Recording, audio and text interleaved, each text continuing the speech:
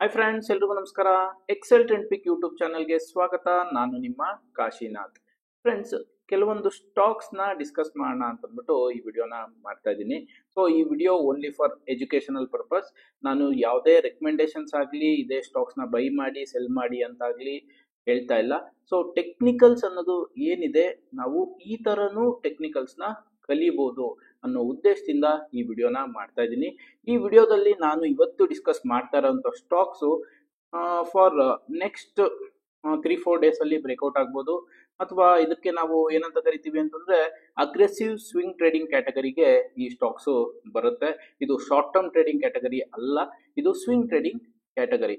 So ಇದು ನಾವು by ಮಾಡಿದಾದ್ಮೇಲೆ another 3-4 days ಅಥವಾ ಒಂದು 10-15 ಡೇಸ್ ಒಳಗಡೆ ನಮಗೆ ರಿಸಲ್ಟ್ಸು ಸಿಗುತ್ತೆ ಅನ್ನೋ ಕ್ಯಾಟಗರಿಗೆ ಈ ಸ್ಟಾಕ್ಸು ಬರುತ್ತೆ. ಸೊ ಹಾಗಾದ್ರೆ ಬನ್ನಿ ನನ್ನ ಸ್ಕ್ರೀನ್ ರೆಕಾರ್ಡಿಂಗ್ಗೆ ಹೋಗೋಣ. ಯಾರೆಲ್ಲ ನನ್ನ ಚಾನಲ್ಗೆ ಫಸ್ಟ್ ಟೈಮ್ ವಿಸಿಟರ್ ಆಗಿದ್ದೀರಾ ಅವರು ದಯವಿಟ್ಟು ನನ್ನ ಚಾನಲ್ಗೆ ಸಬ್ಸ್ಕ್ರೈಬ್ ಆಗಿ ಮತ್ತೆ ನಿಮ್ಮ ಫ್ರೆಂಡ್ಸ್ ಮತ್ತೆ ಫ್ಯಾಮಿಲಿ ಗ್ರೂಪಲ್ಲಿ ಶೇರ್ ಮಾಡಿ ಅಂತ ಹೇಳ್ತಾ ನನ್ನ ಈ ವಿಡಿಯೋನ ಸ್ಟಾರ್ಟ್ ಮಾಡ್ತಾ ಇದ್ದೀನಿ.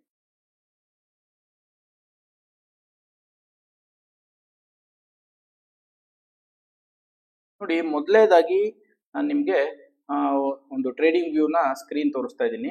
ಇದರಲ್ಲಿ ಲೆಫ್ಟ್ ಹ್ಯಾಂಡ್ ಸೈಡ್ ಏನಿದೆ ಇದು monthly chart, right hand side ಏನಿದೆ ಇದು ಡೇ ಚಾರ್ಟು. ಓಕೆ, ನೋಡಿ, ಇದು ಫಸ್ಟ್ ಸ್ಟಾಕು ನಾನು ಸೆಲೆಕ್ಟ್ ಮಾಡ್ಕೊಂಡಿರುವಂಥದ್ದು Hindustan Unilever. So Hindustan Unilever after a long time nearest life time high ಬರ್ತಾ ಇದೆ. ಪ್ಲಸ್ ಇದು ಡೇ ಚಾರ್ಟ್ ಅಲ್ಲಿ ಕನ್ಸಾಲಿಡೇಷನ್ ಮೋಡಲ್ ಇದೆ. ನೋಡಿ, ಲಾಸ್ಟ್ 23rd ಜುಲೈಯಿಂದ ಇವತ್ತು 22nd ಆಗಸ್ಟ್, ಒಂದು ಮಂತ್ ಇಂದ ಇದು ಕನ್ಸಾಲಿಡೇಷನ್ ಆಗ್ತಾ ಇದೆ. ಹೈಯರ್ ದ ಲೆವೆಲ್ಸ್ ಅಂದ್ರೆ ಲೈಫ್ ಟೈಮ್ ಹೈ ಲೆವೆಲ್ಸ್ ಅಲ್ಲಿ ಕನ್ಸಾಲಿಡೇಷನ್ ಆಗ್ತಾ ಇದೆ.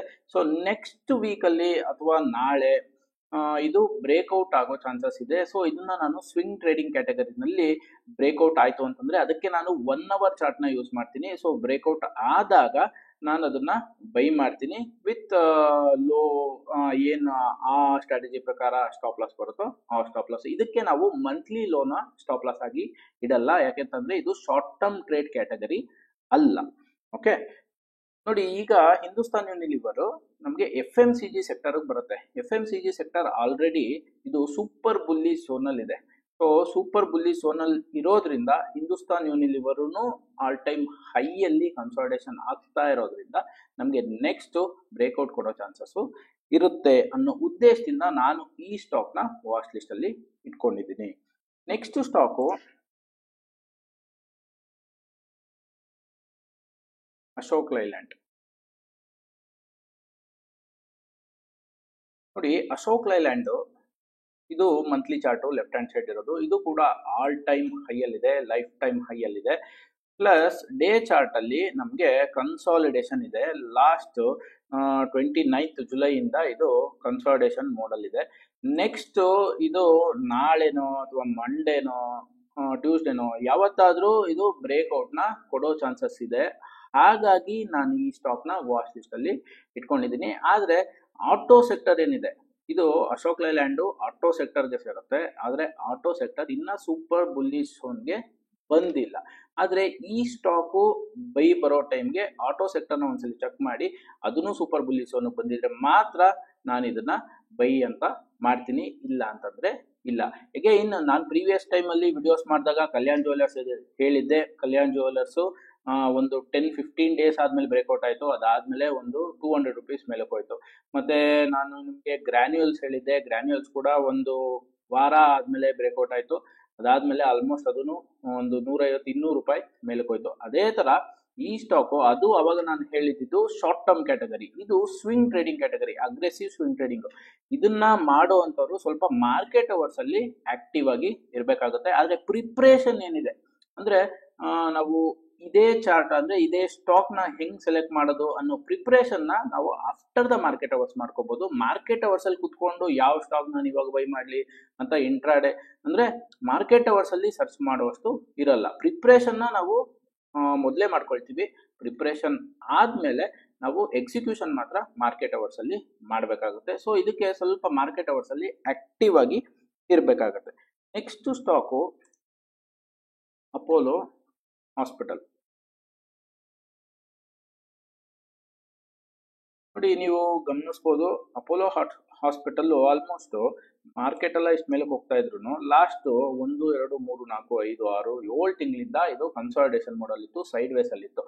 ಈಗ ಲೈಫ್ ಟೈಮ್ ಹೈ ಹತ್ರ ಬಂದು ಕನ್ಸಾಲಿಡೇಷನ್ ಆಗ್ತಾ ಇದೆ. ಸೊ ಹಾಗಾಗಿ ಅಪೋಲೋ ಹಾಸ್ಪಿಟಲ್ನು ನಾನು ಸ್ವಿಂಗ್ ಟ್ರೇಡಿಂಗ್ ಕ್ಯಾಟಗರಿನಲ್ಲಿ ವಾಚ್ ಲಿಸ್ಟ್ ಅಲ್ಲಿ ಇಟ್ಕೊಂಡಿದ್ದೀನಿ. ನೆಕ್ಸ್ಟ್ ಇಲ್ಲಿ ಎಲ್ಲಿ ಬ್ರೇಕ್ಔಟ್ ಆಗುತ್ತೋ ಅಲ್ಲಿ ನಾನು ಈ ಸ್ಟಾಕ್ ನ ಬೈ ಮಾಡ್ತೀನಿ. ಅದು ಆಕ್ಚುಲಿ ಏನು ಅಂತಂದ್ರೆ ಅಪೋಲೋ ಹಾಸ್ಪಿಟಲ್ ಹೆಲ್ತ್ ಕೇರ್ ಸೆಕ್ಟರ್ಗೆ ಬರುತ್ತೆ. ಹೆಲ್ತ್ ಕೇರ್ ಸೆಕ್ಟರ್ ಅಲ್ಲಿ ಇದು number 1 stock. So Apollo hospital already health care sector already above means super bullish zone ಅಲ್ಲಿ ಇದೆ. ಸೊ ಹಾಗಾಗಿ ಅಪೋಲೋ ಹಾಸ್ಪಿಟಲ್ ನೆಕ್ಸ್ಟ್ ವೀಕ್ ಅಲ್ಲಿ ಅಥವಾ ನಾಳೆ ಇದು ಬ್ರೇಕ್ಔಟ್ ನ ಕೊಡೋ ಚಾನ್ಸಸ್ ಇದೆ. ಸೊ ಅದಕ್ಕೆ ನಾನು ಬ್ರೇಕ್ಔಟ್ ನೋಡ್ಬೇಕು ಅಂತಂದ್ರೆ 1 hour ಚಾರ್ಟ್ ನ ಯೂಸ್ ಮಾಡ್ತೀನಿ. ನೆಕ್ಸ್ಟ್ ಕೋರಮಂಡಲ್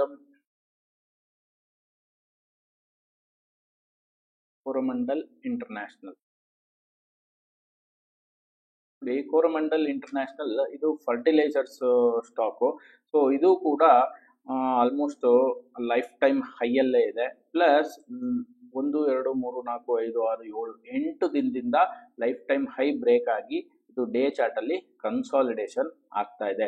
ಸೊ ಹಾಗಾಗಿ ಎನಿ ಮೂಮೆಂಟ್ ಇದೂನು ಬ್ರೇಕ್ಔಟ್ ನ ಕೊಡ್ಬೋದು. ಸೊ ಇವಾಗ ನೋಡಿ ತುಂಬಾ ಸ್ಟಾಕ್ಸ್ ಇದೆ, 2000 ಸ್ಟಾಕ್. 2000 ಸ್ಟಾಕ್ಸ್ ಅಲ್ಲಿ ನಾವು ಓನ್ಲಿ ನಿಫ್ಟಿ 500 ಮಾಡ್ತೀವಿ ಅಂತಂದ್ರೂ 500 ಸ್ಟಾಕ್ ಅಲ್ಲಿ ನಾನು ಈ ತರ ಒಂದು ಲಿಸ್ಟ್ ನ ರೆಡಿ ಮಾಡ್ಕೊಂಡು ನಾಳೆಗೆ ಪ್ರಿಪೇರ್ ಆಗ್ಬೇಕು ಅಂತಂದ್ರೆ ನನಗೆ 1 ರಿಂದ 1.5 hour ಟೈಮು ಸ್ಪೆಂಡ್ ಮಾಡ್ಬೇಕಾಗತ್ತೆ. ಯಾಕೆಂತಂದ್ರೆ ಇದಿದೇ ಸ್ಟಾಕ್ ನ ನಾನು ವಾಚ್ ಲಿಸ್ಟ್ ಅಲ್ಲಿ ಇಟ್ಕೋಬೇಕು, ನಾಳೆ ಇದನ್ನೇ ನೋಡ್ಬೇಕು. ಯಾಕಂದ್ರೆ 500 ಸ್ಟಾಕ್ ನ ನಾನು ಮಾರ್ಕೆಟ್ ಅವರ್ಸ್ ಅಲ್ಲಿ ಕುತ್ಕೊಂಡು ನೋಡ್ತೀನಿ ಅಂತಂದ್ರೆ ದಟ್ ಈಸ್ ಇಂಪಾಸಿಬಲ್.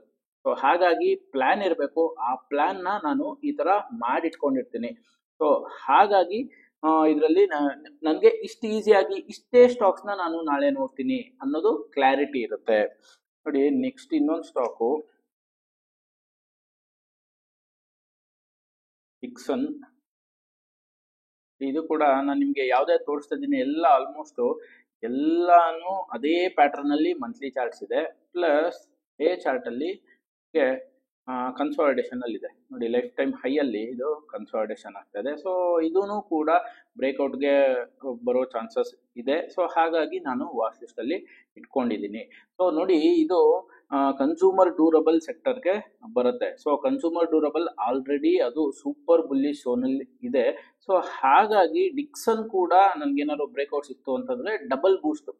ಅಂದ್ರೆ ಇವಾಗ ಆ ಸೆಕ್ಟರ್ ಸೂಪರ್ ಬುಲಿಶ್ ಅಲ್ಲಿ ಇದ್ದು ಪ್ಲಸ್ ಅದ್ರೊಳಗಡೆ ಇರುವಂತ ಸ್ಟಾಕ್ ಬ್ರೇಕ್ಔಟ್ ಕೊಡ್ತು ಅಂತಂದಾಗ ಅದು ಕಾನ್ಫಿಡೆಂಟ್ಲಿ ನಾವು ಬೈ ಮಾಡ್ಬೋದು. ಸೊ ಈ ತರ ಅನಾಲಿಸಿಸ್ ನ ನಾವು ಮಾಡ್ಕೊಂಡು ಸ್ಟಾಕ್ ನ ಶಾರ್ಟ್ ಲಿಸ್ಟ್ ಮಾಡ್ಕೋಬೇಕಾಗುತ್ತೆ. Next stock real tech.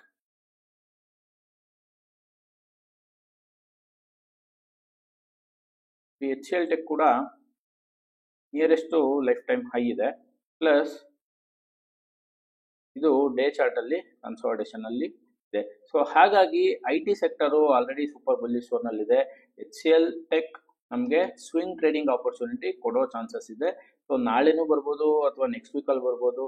So ಈ ತರ ನಾನು ಡೈಲಿ ಒಂದು ಸ್ಟಾಕ್ ಲಿಸ್ಟ್ ನ ಪ್ರಿಪೇರ್ ಮಾಡಬೇಕು. ಸೊ ಇದಕ್ಕೆ ಟೈಮ್ ತಗೊಳುತ್ತೆ. ಸೊ ಈ ತರ ಮಾಡಿದಾಗ ಮಾತ್ರ ನಮ್ಗೆ ಮಾರ್ಕೆಟ್ ಅವರ್ಸ್ ಅಲ್ಲಿ ಕ್ಲಾರಿಟಿ ಇರುತ್ತೆ ಯಾವ ಸ್ಟಾಕ್ ಕಡೆ ನಾವು ಗಮನ ಹರಿಸ್ಬೇಕು, ಯಾವ ಸ್ಟಾಕ್ ಕಡೆ ಗಮನ ಹರಿಸಬಾರ್ದು ಅಂತ. Next stock ITC.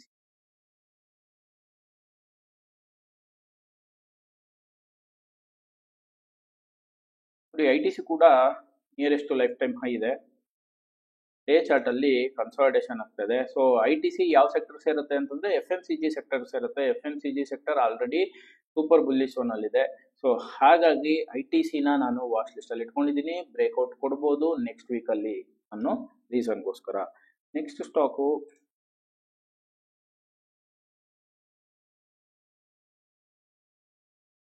Jubilant Food Works. ಇದು ಆಫ್ಟರ್ ಎ ಲಾಂಗ್ ಟೈಮು ಇದು ಲೈಫ್ ಟೈಮ್ ಹೈ ಅಲ್ಲಿ ಇಲ್ಲ, ಆದ್ರೆ 6 month ಹೈ ಅಲ್ಲಿ ಇದೆ. ಪ್ಲಸ್ ನಮಗೆ ಕನ್ಸಾಲಿಡೇಷನ್ ಆಗ್ತಾ ಇದೆ. ನೋಡಿ ಇಲ್ಲೊಂದು ಕ್ಯಾಂಡಲ್ ಆದ್ಮೇಲೆ ಆಗಸ್ಟ್ 12 ಆದ್ಮೇಲೆ ಇದು ಕನ್ಸಾಲಿಡೇಷನ್ ಆಗಿದೆ. 1 2 3 4 5 6 7 ದಿನ ಕನ್ಸಾಲಿಡೇಷನ್ ಆಗಿದೆ. ಸೊ ಕನ್ಸಾಲಿಡೇಷನ್ ಆಗಿ ನೆಕ್ಸ್ಟ್ ನಾಳೆನೋ ಅಥವಾ ನೆಕ್ಸ್ಟ್ ವೀಕಲ್ಲೋ ಒಂದು ಬ್ರೇಕ್ಔಟ್ ಕೊಡ್ತು ಅಂತಂದ್ರೆ ಇದು ಒಳ್ಳೆ ಬ್ರೇಕ್ಔಟ್ ಆಗುತ್ತೆ ನನ್ನ ಪ್ರಕಾರ. ಸೊ ನಾನು ಯಾವುದೇ ಸ್ಟಾಕ್ಸ್ ನ ಈ ತರ ಕ್ಯಾಟಗರೈಸ್ ಮಾಡೋದು ಇದೇ ತರನೇ. ಇವಾಗೆಲ್ಲ ಇಷ್ಟೊತ್ತು ನಾನು ನಿಮ್ಗೆ ಏನ್ ತೋರಿಸ್ತೆ ಇದೆಲ್ಲಾನು ಒಂದು ಫ್ಯೂಚರ್ ಅಂಡ್ ಆಪ್ಷನ್ಸ್ ಅಲ್ಲಿ ಟ್ರೇಡ್ ಆಗುವಂತ stocks. So future and options ಅಲ್ಲಿ ಟ್ರೇಡ್ ಆಗುವಂತ ಸ್ಟಾಕ್ಸ್ ಏನಾದ್ರು ಸೆಕ್ಟರ್ಸ್ಗೆ ಅದು ಸೇರಿದ್ರೆ ಅವಾಗ ನಾನು ಸೆಕ್ಟರ್ ಅನಾಲಿಸಿಸ್ ಕೂಡ ಮಾಡಿ ಡಿಸಿಷನ್ ನ ತಗೊಳ್ತೀನಿ. ಅಕಸ್ಮಾತ್ ಅದು ಯಾವುದೇ ಸೆಕ್ಟರ್ಗೆ ಸೇರಲ್ಲ ಅಂತಂದ್ರೆ ನಾವು ಸೆಕ್ಟರ್ ಅನಾಲಿಸಿಸ್ ಮಾಡೋ ಅಗತ್ಯ ಇರೋದಿಲ್ಲ.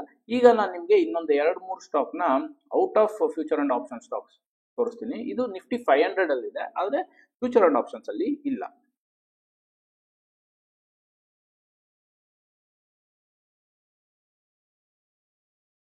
ಮಿಂಡಾ ಕಾರ್ಪೊರೇಷನ್,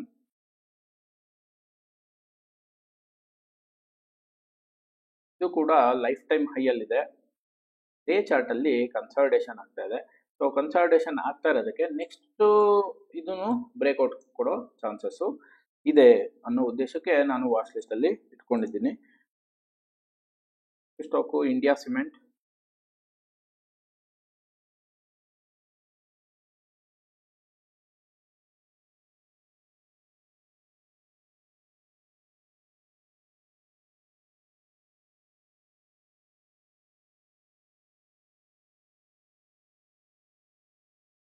ಇಂಡಿಯಾ ಸಿಮೆಂಟ್ಸ್ ಕೂಡ ಇಲ್ಲಿ ಕನ್ಸಾಲಿಡೇಷನ್ ಇದೆ. 1 2 3 4 5 6 7 8 9 10 11 14 15 ದಿನದಿಂದ ಇದು ಕನ್ಸಾಲಿಡೇಷನ್ ಇದೆ.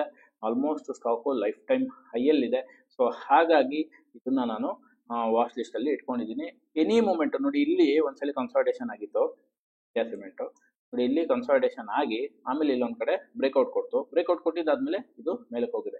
ಅದೇ ತರನೇ ಇಲ್ಲಿ ಮತ್ತೆ ನನಗೆ ಕನ್ಸಾಲಿಡೇಷನ್ ಆಗಿದೆ. ಇಲ್ಲಿ ಬ್ರೇಕ್ಔಟ್ ಕೊಡಬೇಕು. ಬ್ರೇಕ್ಔಟ್ ಅಂತಂದ್ರೆ ನಾನು ಆ ಬ್ರೇಕ್ಔಟ್ಗೆ ನಾನು 1 ಅವರ್ ಚಾರ್ಟ್ ನ ನೋಡ್ತೀನಿ. 1 ಅವರ್ ಚಾರ್ಟ್ ಅಲ್ಲಿ ಕನ್ಫರ್ಮೇಶನ್ ಬಂತು ಅಂತಂದ್ರೆ ಮಾತ್ರ ನಾನು ಇದನ್ನ ಬ್ರೇಕ್ಔಟ್ ಅಂತ ಕನ್ಸಿಡರ್ ಮಾಡಿ ಬೈ ಮಾಡ್ತೀನಿ, ಇಲ್ಲ ಅಂತಂದ್ರೆ ಮಾಡಕ್ಕೆ ಹೋಗೋದಿಲ್ಲ.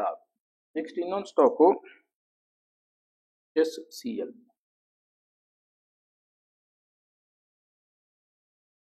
ಇದು ಹಿಮಾದ್ರಿ ಸ್ಪೆಷಲ್ ಕೆಮಿಕಲ್ಸ್ ಲಿಮಿಟೆಡ್. ಇದು ಅಷ್ಟೇ ನೋಡಿ, ಲೈಫ್ ಟೈಮ್ ಹೈ ಅಲ್ಲಿದೆ. ಸ್ಟಾಕು ಕನ್ಸಾಲಿಡೇಷನ್ ಅಲ್ಲಿದೆ. 1 2 3 4 5 6 7 8 10-12 ದಿನದಿಂದ ಸ್ಟಾಕು ಕನ್ಸಾಲಿಡೇಷನ್ ಅಲ್ಲಿ ಇದೆ.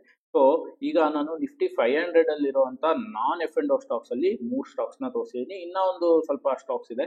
ಸೊ ಅದೇ ತರನೇ ಫ್ಯೂಚರ್ ಅಂಡ್ ಆಪ್ಷನ್ಸ್ ಅಲ್ಲಿ ಟ್ರೇಡ್ ಆಗುವಂತ ಒಂದು 7-8 ಸ್ಟಾಕ್ಸ್ ನ ತೋರಿಸಿದ್ದೀನಿ. ಸೊ ಇದೆಲ್ಲಾ ಸ್ಟಾಕ್ಸ್ ನ ನಾನು ವಾಚ್ ಲಿಸ್ಟ್ ಅಲ್ಲಿ ಇಟ್ಕೊಂಡಿದ್ದೀನಿ because of for the purpose of swing trading. Okay, so swing trading ಅಂತಂದ್ರೆ ನಾವು ಅಗ್ರೆಸಿವ್ ಸ್ವಿಂಗ್ ಟ್ರೇಡಿಂಗ್ ಅಂತ ಇದನ್ನ ಕರಿತೀವಿ. ಮಾರ್ಕೆಟ್ ಅವರ್ಸ್ ಅಲ್ಲಿ ಸ್ವಲ್ಪ ನಾವು ವಾಚ್ ಮಾಡಿ ಇದನ್ನ ತಗೋಬೇಕಾಗತ್ತೆ. ಯಾರು ಈ ಕ್ಯಾಟಗರಿಗೆ ಬರ್ತಾರೆ ಅವ್ರಿಗೆ ಮಾತ್ರ ಇದು ಸೂಟ್ ಆಗುತ್ತೆ. ಸೊ ಸ್ವಿಂಗ್ ಟ್ರೇಡಿಂಗ್ ನೀವೇನಾದ್ರೂ ಕಲಿಬೇಕು ಅಂತ ಇತ್ತು ಅಂತಂದ್ರೆ ಕೆಳಗಡೆ ಬರ್ತಾ ಇರೋ ನಂಬರ್ಗೆ ನೀವು ಕಾಲ್ ಮಾಡಿ ನೀವು ಇನ್ಫಾರ್ಮೇಶನ್ ತಗೋಬಹುದು. ಸೊ ಫ್ರೆಂಡ್ಸ್, ಈ ವಿಡಿಯೋ ನಿಮ್ಗೆ ಏನಾದ್ರು ಇಷ್ಟ ಆಗಿದೆ ಅಂತ ಅನ್ಸಿದ್ರೆ ನಿಮ್ಮ ಫ್ಯಾಮಿಲಿ ಮತ್ತೆ ಫ್ರೆಂಡ್ಸ್ ಗ್ರೂಪ್ ಅಲ್ಲಿ ಈ ವಿಡಿಯೋನ ಶೇರ್ ಮಾಡಿ ಅಂತ ಹೇಳ್ತಾ ಮುಗಿಸ್ತಾರೆ. Thank you.